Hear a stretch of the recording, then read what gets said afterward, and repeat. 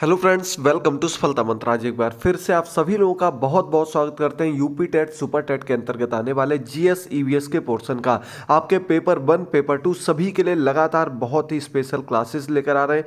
एकदम important questions पूरी व्याख्या के साथ बताते हुए चल रहे हैं। इस क्लास को एंड तक सभी लोग देखिएगा। इसका पहला पार्ट हम आपको पहले ही दे चुके हैं। अगर आपने उस क्लास को ना देखा हो तो जरूर देखकर शेयर करना मत भूलिएगा। चैनल को सब्सक्राइब करिए ताकि आने वाले समय में आपकी लगातार तैयारी कराई जा सके। और दोस्तों फिर से बता दें आपको, यूपी टेट का एग्जाम बहुत जल्द होने वाला है, तो निश्चित तौर पर आपको अच्छे मन से अच्छी तैयारी रखनी है। ये नहीं सोचना है कि अब एग्जाम कैंसिल हो गया, जल्द ही उसका नोटिफिकेशन आपको देखने को मिलेगा। चलिए बढ़ते हैं पहले क्वेश्चन की ओर। तो क्वेश्चन दिया गया, मुगल भारत में अंग्रेजों के व्यापार की सर्वाधिक महत्वपूर्ण वस्तु क्या थी।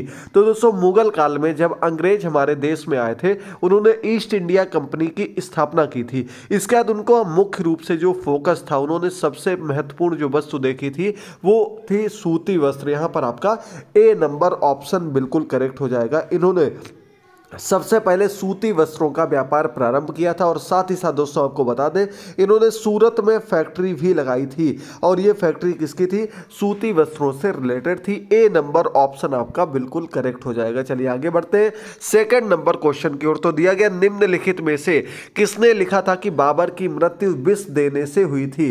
तो इनमें से किसने ये बात कही थी कि बाबर की मृत्यु विष देने से हुई थी? आपने एक बुक देखी होगी, हुमायूं नामा। हुमायूं नामा बुक किसने लिखी थी? तो ये बाबर की पुत्री जिसका नाम था गुलवदन बेगम, इन्होंने ये बुक लिखी थी। और ये बुक जो थी, इसमें लिखा गया था कि बाबर की मृत्यु जो हुई थी वो विष देने से हुई थी। यानी कि यहां पर आपका करेक्ट ऑप्शन हो जाएगा सी नंबर ऑप्शन, गुलवदन बेगम ने ये बुक लिखी थी। चलिए बढ़ते हैं अगले क्वेश्चन पर। थर्ड नंबर क्वेश्चन आपके सामने, हिंद की जनता के संदर्भ में हिंदू शब्द का प्रथम बार प्रयोग किया गया था। तो दोस्तों हिंद यानी कि बात किसकी कर रहे हैं? भारत की कर रहे हैं। और ये आपका नाम सबसे पहले किसने दिया था, इस पर हम लोग चर्चा करेंगे। तो यहां पर आपके सामने जो ऑप्शंस दिए गए हैं, उसमें मुख्य रूप से जो ऑप्शन सबसे ऊपर आता है वो आपका डी नंबर ऑप्शन दिया गया। जी हाँ दोस्तों, अरबों के द्वारा, अरब के अंतर्गत कहीं कहीं आपको ईरानियों के द्वारा लिखा हुआ मिलेगा, वो भी सही है। इसके अलावा कहीं कहीं पारसियों के द्वारा देखने को मिलेगा, वो भी सही है। तो ये मुख्य रूप से इन दोनों को मिलाकर क्या कहते हैं? अरबों के द्वारा कहा जाता है। और यही नाम सबसे पहले हिंदू नाम जो दिया गया था वो इन्हीं के द्वारा दिया गया था। यहां पर आपका डी नंबर ऑप्शन बिल्कुल करेक्ट हो जाएगा। चलिए बढ़ते हैं फोर्थ नंबर क्वेश्चन की ओर। दिया गया, निम्नलिखित तमिल ग्रंथों में से किसे लघु वेद की संज्ञा दी गई है। तो दोस्तों लघु वेद किसको कहा जाता है? यानी कि इतना प्रसिद्ध है, इतना महत्वपूर्ण ग्रंथ है कि उसे लघु वेद कहा गया है। तो ऐसा आपका जो ग्रंथ इनमें से दिया गया वो आपका कुरल है। डी नंबर ऑप्शन आपका बिल्कुल करेक्ट हो जाएगा। कुरल ग्रंथ जो है ये आपका तमिल भाषा में लिखा गया एक ग्रंथ है और इससे लघु वेद की संज्ञा दी गई। इसके रचनाकार की बात की जाएगी तो तिरुवल्लुवर इनके रचनाकार है और ये एक प्रमुख ग्रंथ के रूप में जाना जाता है।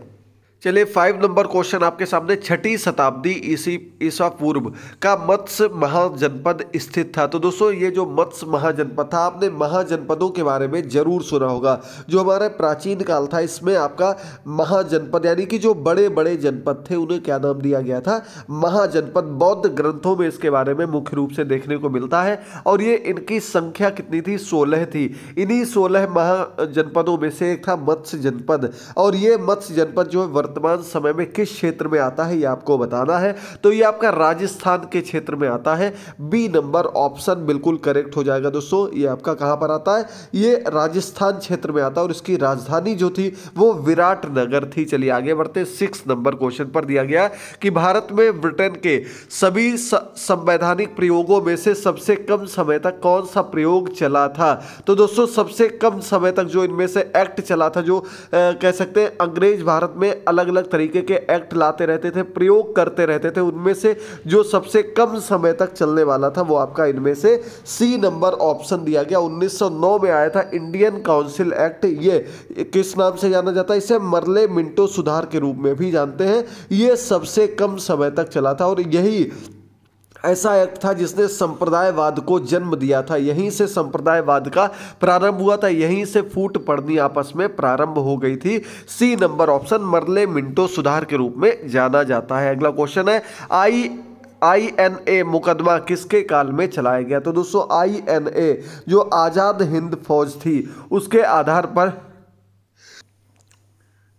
तो यहां पर आपका करेक्ट आंसर हो जाएगा दोस्तों लॉर्ड वेवेल। INA मुकदमा जो कि 1945 में आजाद हिंद फौज पर चलाया गया था, ये आपका लॉर्ड वेवेल के काल में चलाया गया था। यहां पर आपका ए नंबर ऑप्शन बिल्कुल करेक्ट हो जाएगा। चलिए आगे बढ़ते हैं 8th नंबर क्वेश्चन पर। तो यहां पर दिया गया गांधी जी ने अपना दांडी मार्च कहां से शुरू किया गया था? बहुत अच्छा क्वेश्चन है, लगभग आपके हर एग्जाम में यहां से क्वेश्चन देखने को मिलता है। तो दोस्तों दांडी मार्च को दूसरा क्या नाम दिया गया था? इसे नमक सत्याग्रह नाम से भी हम लोग जानते हैं। ये साबरमती आश्रम से इन्होंने एक सत्याग्रह प्रारंभ किया था। कब शुरू किया था? तो ये आपका 12 मार्च 1930 को साबरमती आश्रम जो कि कहां पर है? अहमदाबाद में स्थित है। यहां से इन्होंने दांडी मार्च को शुरू किया था और ये आपके दांडी नामक गांव पहुंचे थे और ये वहां तक जाने का पूरा जो रास्ता था दांडी मार्च के रूप में जाना जाता है। यहीं से सविनय अवज्ञा आंदोलन प्रारंभ हुआ था। ये नमक कानून के विरोध में शुरू किया गया मार्च था। बी नंबर ऑप्शन बिल्कुल करेक्ट हो जाएगा। चलिए आगे बढ़ते हैं। निम्नलिखित में से किस कारागार में पंडित राम प्रसाद बिस्मिल को फांसी दी गई थी? तो दोस्तों राम प्रसाद बिस्मिल जो कि बहुत बड़े क्रांतिकारी के रूप में जाने जाते हैं, इनको जो फांसी दी गई थी दोस्तों वो गोरखपुर में दी गई थी। कहां पर दी गई थी?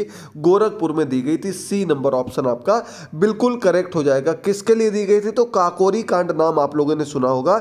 ये काकोरी कांड जो हुआ था इसके आरोप के रूप में आरोप इन पर सिद्ध हुआ था, जिसके कारण इनको फांसी की सजा सुनाई गई थी। सी नंबर ऑप्शन सही हो जाएगा। गोरखपुर की जेल में इनको 1927 में फांसी दी गई थी। अगला क्वेश्चन है निम्नलिखित में से कौन सा नेता उग्रवादी नहीं है? तो आपको बता दें दोस्तों कांग्रेस दो हिस्सों में विभाजित हो गई थी एक समय में, और वो आपका एक दल था जिसमें गरम दल के नेता थे, एक था जो नरम दल यानी कि जो उग्र नहीं थे, और एक दल में उग्र नेता थे। तो हम अगर उग्र नेताओं में मुख्य रूप से बात करें तो लाल बाल पाल ये 3 लोग मुख्य रूप से जाने जाते हैं, और इसके अंतर्गत उग्रवादी नेता नहीं है ये पूछा गया है। तो WC बनर्जी जो थे, व्योमकेश चंद्र बनर्जी जो थे, ये आपके उदारवादी नेता के रूप में गिने जाते हैं। बाकी बिपिन चंद्र पाल, बाल गंगाधर तिलक, लाला लाजपत राय, ये सभी लोग जो थे गरम दल के नेता के रूप में जाने जाते हैं। यहां पर आपका सी नंबर ऑप्शन करेक्ट हो जाएगा। अगला क्वेश्चन है 2000-2005 की अवधि में वन क्षेत्र का सर्वाधिक ह्रास जहां देखा गया है, यानी कि वन क्षेत्र जहां सर्वाधिक थे पहले लेकिन फिर वहां पर ह्रास हो गया यानी कि कम हो गए, तो वो आपका क्षेत्र जो है ब्राजील का क्षेत्र है। आपको पता होगा दोस्तों ब्राजील का क्षेत्र जो है जैव विविधता के लिए जाना जाता है, सबसे प्रमुख क्षेत्र जाना जाता है, और वनों के रूप में भी सर्वाधिक वन यहां पर देखने को मिलते हैं। लेकिन यहां पर 2004-5 कह सकते हैं, 2005 के आसपास जो ईयर था तब यहां पर वनों का सर्वाधिक ह्रास देखने को मिला है। 11 नंबर क्वेश्चन का आपका ए ऑप्शन बिल्कुल सही हो जाएगा। चलिए आगे बढ़ते हैं अगले क्वेश्चन पर। तो अगला 12 नंबर क्वेश्चन आपके सामने दिया गया है कि निम्नलिखित में से कौन सा देश नील नदी द्वारा अववाहित नहीं है, यानी कि नील नदी के अपवाह क्षेत्र के अंतर्गत इनमें से कौन सा देश नहीं आता? तो आपको बता दें दोस्तों नील नदी जो है मिस्र के इर्द गिर्द बहने वाली नदी है, काफी प्रसिद्ध सबसे बड़ी नदी के रूप में इसको जाना जाता है। लेकिन जो यहाँ पर चार्ट दिया गया नाम, ये देश इसकी सीमा के अंतर्गत नहीं आता। बाकी इथोपिया हो गया, सूडान हो गया, युगांडा हो गया, ये नदी के अपवाह क्षेत्र के अंतर्गत आते हैं। चाड इसके क्षेत्र में नहीं आता है। चलिए बढ़ते हैं 13 नंबर क्वेश्चन पर। निम्नलिखित राज्यों में से कौन सा सबसे बड़ा रबड़ उत्पादक राज्य है? इनमें से कौन सा सर्वाधिक रबड़ उत्पादक राज्य है, इसकी हम लोग बात करते हैं। तो आपको बता दें दोस्तों केरल हमारे देश का सर्वाधिक रबड़ उत्पादक राज्य के रूप में जाना जाता है। सी नंबर ऑप्शन सही हो जाएगा। और लगभग 90% रबर जो है वो यहां पर उत्पादित की जाती है। अगर दूसरे नंबर पर बात की जाए तो यहां पर नाम देखने को मिलता है तमिलनाडु का, कर्नाटक का, लेकिन पहले नंबर पर बात आती है तो केरल का नाम नंबर 1 पर रहता है। अगला क्वेश्चन है सूची 1 और 2 को सुमेलित करना। पहले में आपके दर्रे दिए गए हैं, दूसरे में जिस राज्य से संबंधित है। दर्रे क्या होते हैं? तो सबसे पहले आपको समझना होगा जो पहाड़ों पर्वतों के बीच से रास्ता निकाला जाता है, एक स्थान से दूसरे स्थान तक पहुंचने का जो रास्ता होता है उसे दर्रा कहते हैं। यहाँ पर अब आपके सामने ऑप्शंस दिए गए, इनको आपको मिलाना है, मिलान करना है। तो आपको बता दें दोस्तों, मादा दर्रा जो है ये कहाँ पर है, ये आपका उत्तराखंड में स्थित है। नाथुला दर्रा का नाम आप लोगों ने सुना होगा, ये कहाँ पर है, तो ये आपका सिक्किम में स्थित है। जोजिला दर्रा आपका जम्मू कश्मीर में है और सिपकीला दर्रा आपका हिमाचल प्रदेश में है। चारों ऑप्शंस आपको क्लियर हो गए होंगे।